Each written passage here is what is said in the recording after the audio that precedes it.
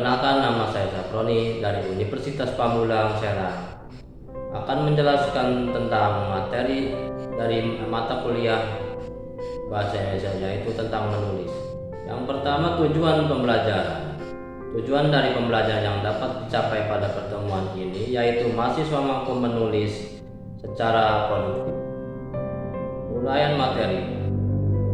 Uraian materi dari menulis yaitu menulis merupakan kegiatan yang menyampaikan pesan penulis melalui tulisan. Menulis merupakan salah satu keterampilan berbahasa yang produktif. Menulis membutuhkan keterampilan khusus agar tulisan yang dihasilkan menarik untuk dibaca oleh pembaca. Saat penulis harus memperhatikan perasaan pembaca. Penulis hendaknya tidak menyulitkan pembaca.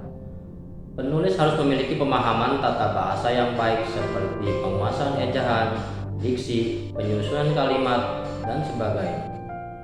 Ada beberapa langkah yang harus dilakukan sebelum Anda menulis. Yang pertama yaitu penulis harus menentukan tema dan topik yang akan ditulisnya. Penentuan tema dan topik sebelum memulai menulis memudahkan penulis pada saat proses penulisan. Penulis menjadi tahu akan hal yang ditulisnya. Selain tema dan topik, penulis pun harus menentukan jenis tulisan yang dibuatnya. Hal itu karena berbeda jenis tulisan yang berbeda pula bentuk tulisannya. Dan yang kedua, penulis mengenali informasi yang akan ditulisnya. Menulis merupakan kegiatan berbagi informasi. Untuk itu, mengenali dan menguasai informasi yang akan dibagikan merupakan syarat mutlak bagi seorang penulis. Penulis harus banyak membaca agar kaya informasi. Ketiga, penulis perlu membuat kerangka karangan. Kerangka karangan merupakan garis-garis besar karangan. Kerangka karangan dibuat untuk membantu penulis mengembangkan karangannya. Selain itu, kerangka karangan juga berfungsi untuk menghindari pemaparan ganda. Selain itu, kerangka karangan membantu penulis terhindar dari kehilangan ide penulisan saat sedang menulis. Dan yang keempat, penulis mulai menulis sesuai jenis artikel, tema, dan topiknya. Pada sesi ini, penulis tinggal mengembangkan tulisan sesuai dengan kerangka karangan yang sudah dibuat sebelumnya. Proses ini membutuhkan waktu yang tidak sedikit. Kebutuhan waktu menulis tergantung jenis tulisan. Menulis esai populer membutuhkan waktu yang relatif sedikit dibandingkan menulis karya ilmiah. Jenis-jenis karya tulis. Karya tulis memiliki berbagai jenis, masing-masing jenis memiliki karakter dan tingkat kesulitannya masing-masing. Jenis karya ilmiah dibedakan atas bentuk dan sifatnya. Secara bentuk dan sifat tulisan, karya tulis dibagi menjadi 3 jenis, yaitu karya tulis ilmiah, karya sastra, dan karya tulis populer. Karya tulis ilmiah yaitu karya tulis yang ditulis berdasarkan pengamatan, menganut kaidah penulisan ilmiah. Artikel ilmiah bisa berupa jurnal ilmiah, esai ilmiah, dan makalah. Karya tulis ilmiah ditulis secara objektif dan memiliki nilai manfaat untuk banyak orang. Yang merupakan karya ilmiah antara lain proposal penelitian.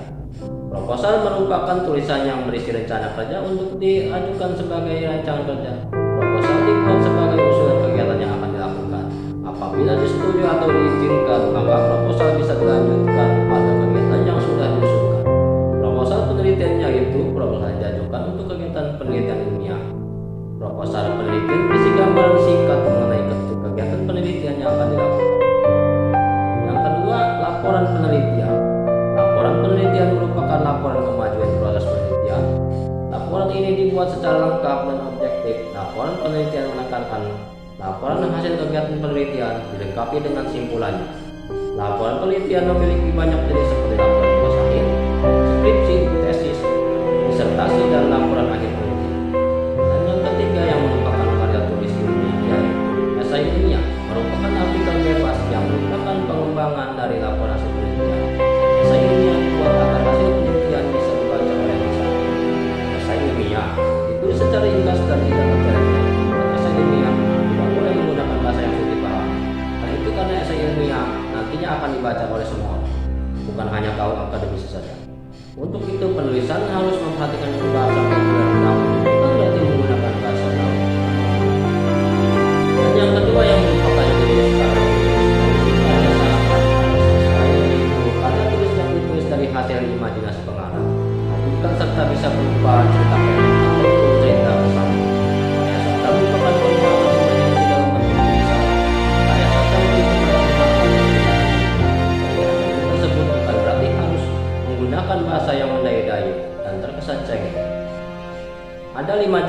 genre sastra yaitu puisi, prosa, drama, film, dan komik.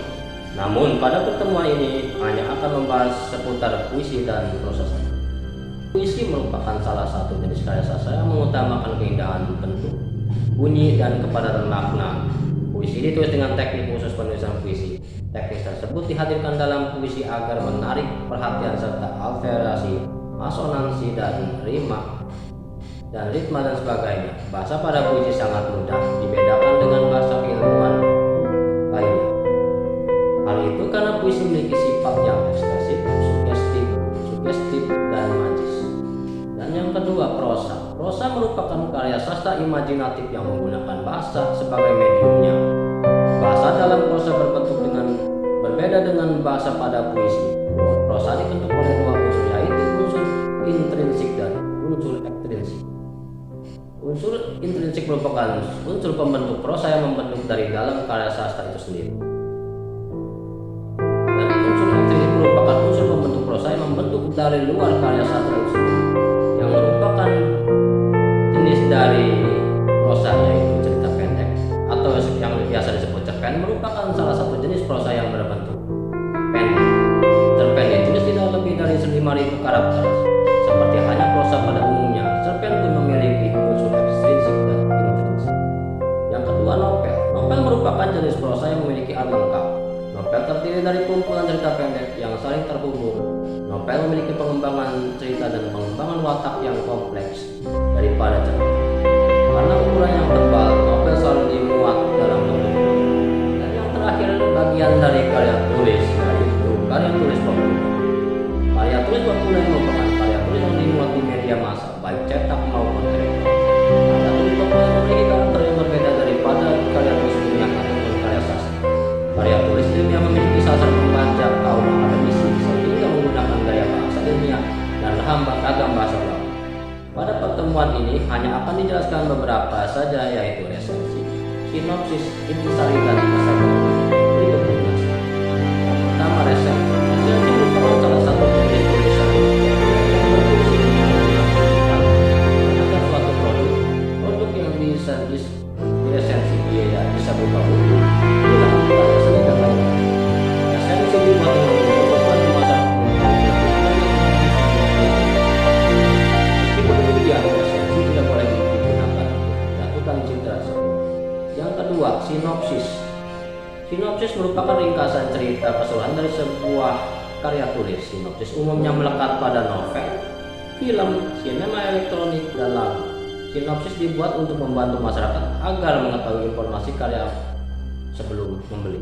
Sinopsis juga biasa digunakan dalam deskripsi produk tersebut dalam resensi. Yang ketiga, intisari. Intisari merupakan ringkasan cerita menurut pemahaman sendiri. Bedanya dengan sinopsis, intisari menggunakan pemahaman sendiri. Contohnya saat Anda usai menonton film bioskop, film yang Anda tonton kemudian diceritakan kepada rekan kerja yang belum menonton. Cerita tersebut berupa intisari karena dikemas menggunakan pemahaman sendiri. Esai populer. Esai merupakan karangan bebas untuk berbagi informasi. Umumnya, esai merupakan pemaparan ilmuwan tertentu. Esai populer bersifat menginfokan waktu yang dibutuhkan untuk membaca esai maksimal 15 menit. Untuk itu, esai ditulis atau dibuat dengan maksimal 1000 kata. Selain itu, esai juga harus bersifat edukatif bagi pembaca. Demikianlah materi yang bisa saya sampaikan tentang menulis dari mata kuliah Bahasa Indonesia. Semoga bermanfaat. Mohon maaf jika ada kekurangan. Terima kasih. Burung nuri terbang tinggi mengejar burung dara. Kita akhiri materi hari ini. Semoga kita sehat dan bahagia. Wassalamualaikum warahmatullahi wabarakatuh.